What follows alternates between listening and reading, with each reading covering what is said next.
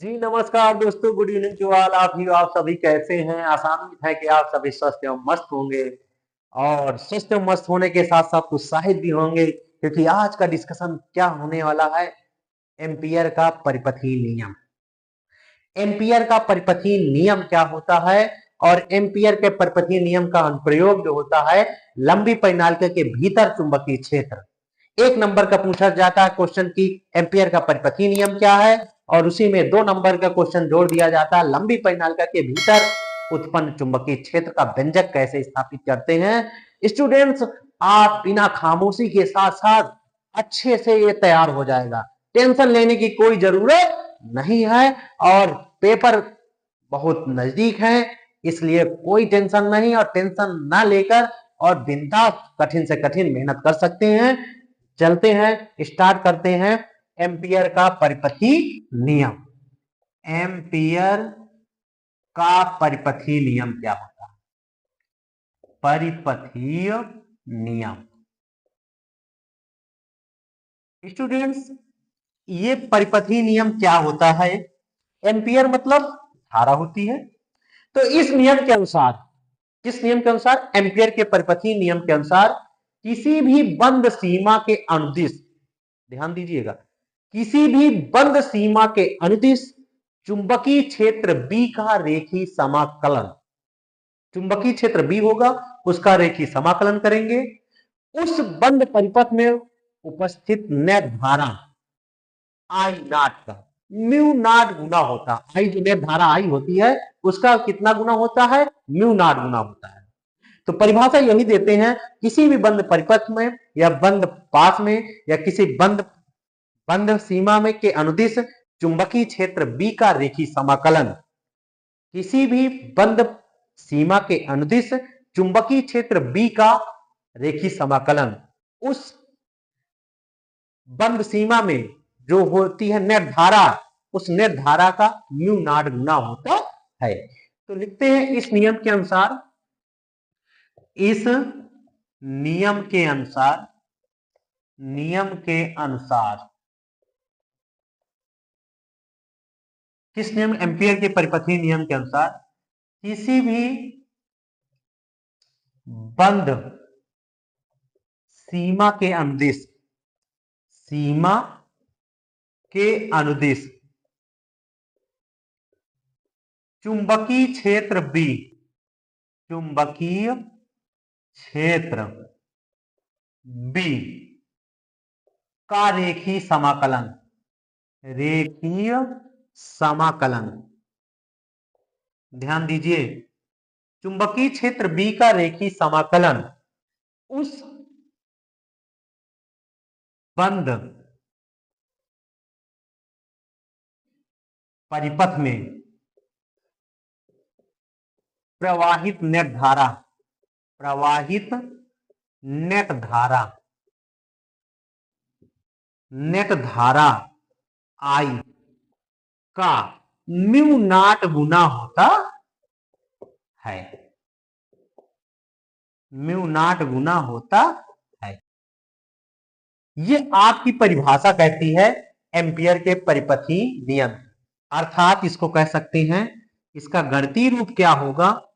चुंबकीय क्षेत्र B का रेखीय समाकलन बराबर म्यू नॉट आई। ये नेट धारा आई है उसका म्यू नॉट गुना कर दिया गया। ये चुंबकीय क्षेत्र B है, इसका रेखीय समाकलन अर्थात दूरी। रेखीय समाकलन क्या होता है? दूरी के पदों में होता है समाकलन। यही इसका क्या है? गणितीय रूप होता है। तो अब ये एम्पियर का परिपथीय नियम जब पता चल गया, तो लंबी परिनालिका के भीतर चुंबकीय क्षेत्र कैसे स्थापित करते हैं, तो इसका अनुप्रयोग है लंबी परिनालिका के भीतर चुंबकीय क्षेत्र, चुंबकीय क्षेत्र, ध्यान दीजिएगा, लंबी परिनालिका के भीतर चुंबकीय क्षेत्र का व्यंजक कैसे स्थापित करते हैं। इसके लिए फिगर हम बनाते हैं कि लंबी परिनालिका, लंबी परिनालिका एक बनाया, हमने ले लिया एक आयताकार लंबी परिनालिका है, ध्यान दीजिए। ये एक, इसका नाम दे दिया ए बी सी डी।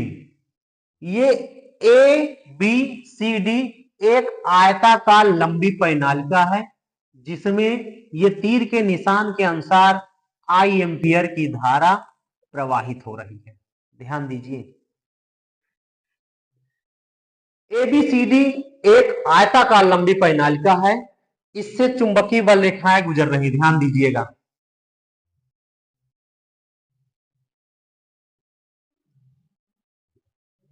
ये चुंबकीय बल रेखाएं हैं।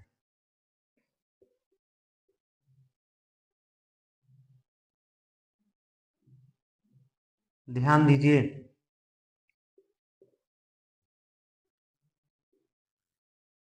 अब ये यहां पर जो है, ये जो क्रॉस चिन्ह है चुंबकीय क्षेत्र की दिशा को प्रदर्शित कर रहे हैं। ध्यान दीजिए, ये क्रॉस चिन्ह जो है चुंबकीय क्षेत्र की दिशा को प्रदर्शित कर रहे हैं, और ये जो बिंदुदार है नेट धारा को प्रदर्शित कर रहे हैं। किसको प्रदर्शित कर रहे हैं? नेट धारा। नेट धारा कितनी? आई नॉट को प्रदर्शित कर रहे हैं। और ये सब क्या है? चुंबकीय क्षेत्र बी को प्रदर्शित कर रहे हैं। ध्यान दीजिए, ये हमने फिगर तैयार किया। माना एक आयताकार लंबी परिनालिका है जिसका नाम एबीसीडी है, जिसमें आई एम्पियर की धारा एक समान रूप से प्रवाहित हो रही है। इसके एक भाग ए बी की लंबाई कितनी है? x मीटर है। कितनी मीटर है? यहां से यहां तक की दूरी कितनी है? x metre. और धारा इसमें आई एम्पियर की धारा पूरे में प्रवाहित हो रही है। तो इसमें एम्पियर का परिपथीय नियम कैसे लगाते हैं, ध्यान दीजिएगा स्टूडेंट्स, पूरा चित्र पर ध्यान दीजिए, परिभाषा पर ध्यान दीजिए।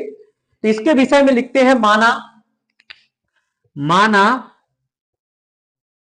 ए बी सी डी एक आयताकार लंबी परिनालिका है, लंबी परिनालिका है। एक एबीसीडी, ये जो एबीसीडी है आयताकार लंबी परिनालिका है जिसमें आई एम्पियर की धारा प्रवाहित हो रही है, प्रवाहित हो रही है। ध्यान दीजिए, आई एम्पियर की धारा प्रवाहित हो रही है। क्रॉस चिन्ह चुंबकीय क्षेत्र तथा बिंदु नेट धारा को प्रदर्शित करते हैं,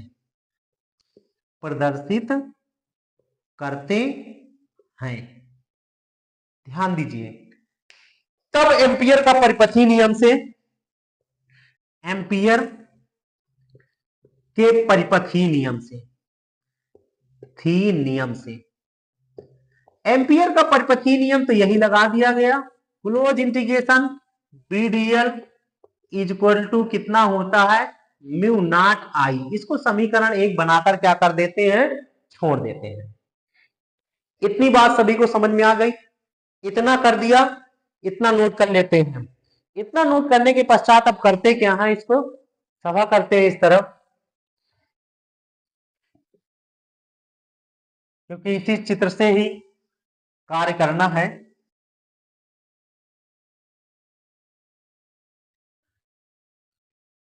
अब इसके पश्चात करते क्या है, अब ये आयताकार एबीसीडी जो परिनालिका है इसमें एम्पियर का परिपथीय नियम लगाने पर लिखते हैं, आयताकार लंबी परिनालिका ए बी सी डी में एम्पियर का परिपथीय नियम लगाने पर, नियम लगाने पर। अब इसमें एम्पियर का परिपथीय नियम लगाते हैं तो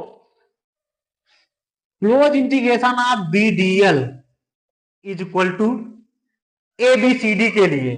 अब एबीसीडी के लिए करते हैं तो ए से बी अलग भाग है, बी से सी अलग भाग है, सी से डी अलग भाग है, डी से ए अलग भाग है। तो सभी के लिए एम्पियर का परिपथीय नियम लगाते हैं। तो सबसे पहले इसको हम क्या लिख देंगे, ए से बी के लिए B D L plus B से सी के लिए B D L plus C से डी के लिए बी डी एल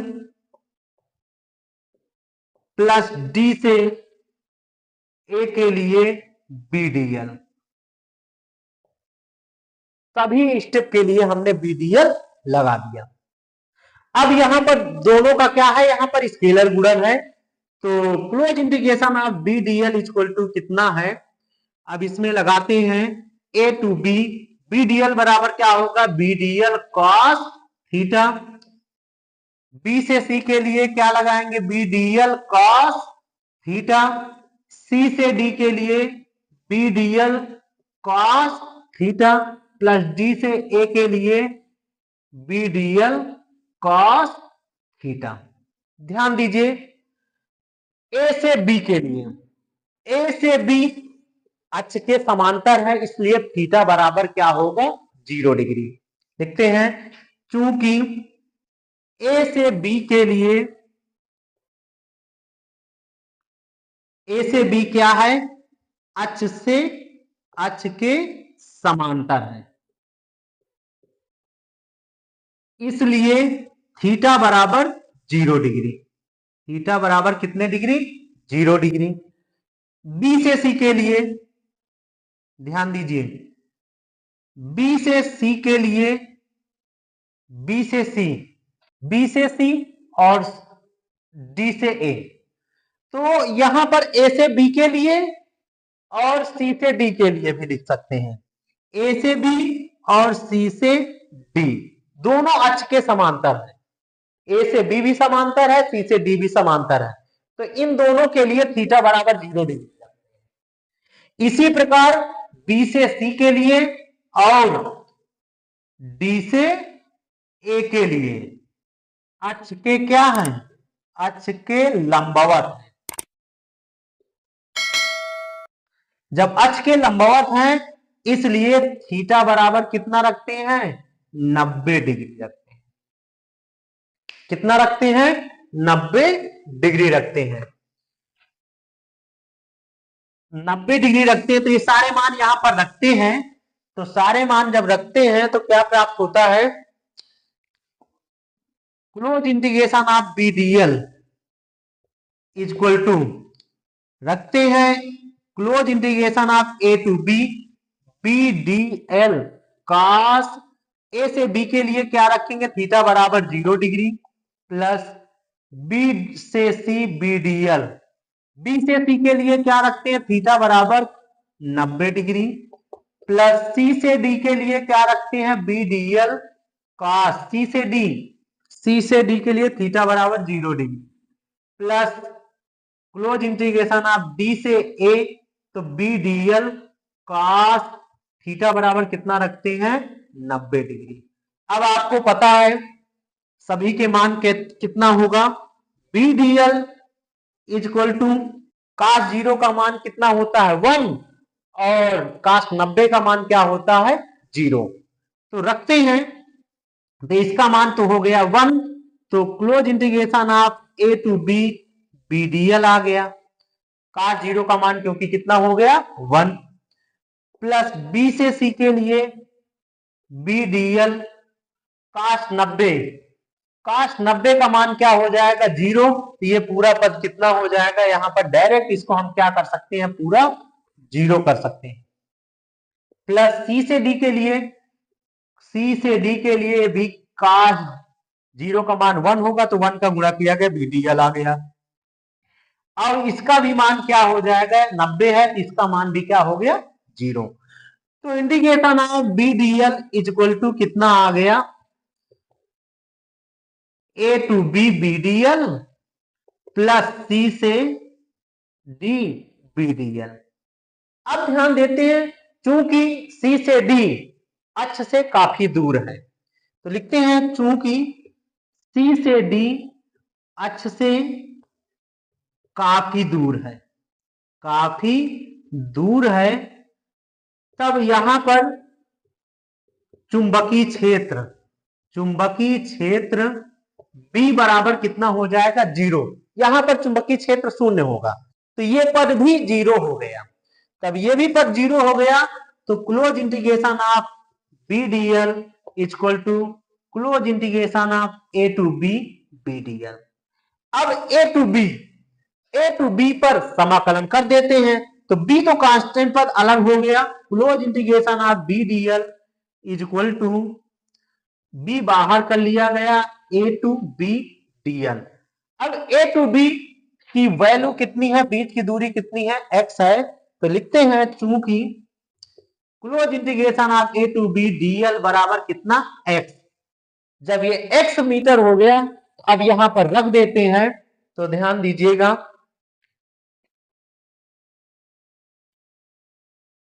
यहां पर करते हैं, तो close integration of BDL is equal to ये B आ गया, अब इसकी वैल्यू कितनी आ गई, x, ये x आ गई, तो इसको समीकरण कितना बना दिया गया, दूसरा। तो क्लोज इंटीग्रेशन ऑफ BDL बराबर कितना आ गया, Bx, समीकरण 2 बना दिया। अब देखते हैं कि इस आयताकार प्रणालिका में 1 मीटर लंबाई के फेरों की संख्या स्मॉल n है। लिखते हैं, यदि लंबी प्रणालिका में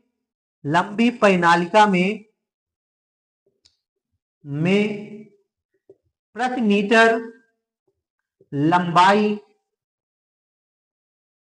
के फेरों की संख्या स्मॉल n है। अब ध्यान दीजिए, जब n फेरे हैं तो उसमें इसकी A से B की दूरी कितनी हो जाएगी, nx हो जाएगी, और इसमें धारा कितनी प्रवाहित हो रही, I, तो इसका भी गुणा हो गया, लंबाई x है तो पूरी नेट धारा कितनी हो जाएगी, nx I। तो प्रति मीटर लंबाई में फेरों की संख्या n है, तब A से B तक दूरी nx हो गई, nx होगी, तब प्रवाहित धारा, नेट धारा I नॉट बराबर कितना होगा, ये जो कितनी हो जाएगी, nx I नॉट हो जाएगी। nx I नॉट कहने का मतलब I नॉट धारा, I एम्पेयर की धारा प्रवाहित हो रही है, तो ये धारा कितनी हो जाएगी, nx I हो जाएगी। ये समीकरण कितना बना लेते हैं, 3। समीकरण 2 और 3 के मान समीकरण 1 में रख देते हैं, किसमें रख देते हैं, समीकरण 2 व 3 के मान समीकरण 1 में रखने पर, समीकरण 1 क्या था, जो एम्पियर का परिपथी नियम लगाया गया था, वो एम्पियर का परिपथी नियम क्या है एबीसीडी के लिए, ये था क्लोज इंटीग्रेशन ऑफ BDL। तो इस BDL की जगह पर कितना आ गया, Bx आ गया, और म्यू नॉट I की वैल्यू जो थी nx I नॉट निकली है, nx I नॉट। तो अब ध्यान दीजिए, इस x से x कैंसिल हो गया, तब B बराबर कितना आ गया, mu naught n I not. यही होता है लंबी परिनालिका के भीतर उत्पन्न चुंबकीय क्षेत्र।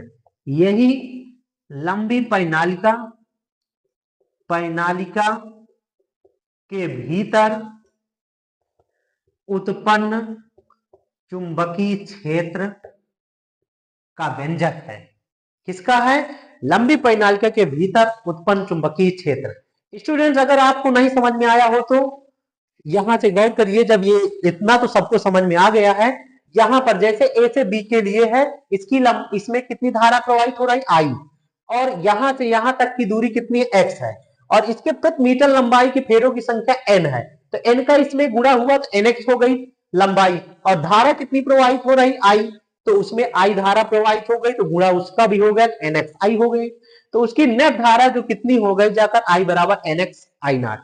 अब इसको आई नॉट के पदों में कितनी नेट धारा निकाली गई है, ये मान दोनों को उठाकर समीकरण 1 में रख दिया गया, जो कि लंबी परिनालिका का फार्मूला होता है close integration of B D L equal to क्या होता है? म्यू नॉट आई।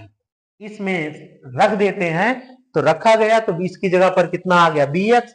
और इसकी जगह पर म्यू नॉट आई की जगह पर कितना आ गया? एन एक्स आई नॉट दिया गया, तो म्यू एन आई नॉट आ गया। तो यही लंबी परिनालिका के भीतर क्या होता है? उत्पन्न चुंबकीय क्षेत्र। इस नोट कर लीजिएगा। स्टूडेंट, सभी को समझ में आया होगा। अगर सभी को समझ में आया है तो वीडियो को लाइक एंड चैनल को सब्सक्राइब करिए और दोस्तों के पास शेयर करिए। Thanks for watching this video.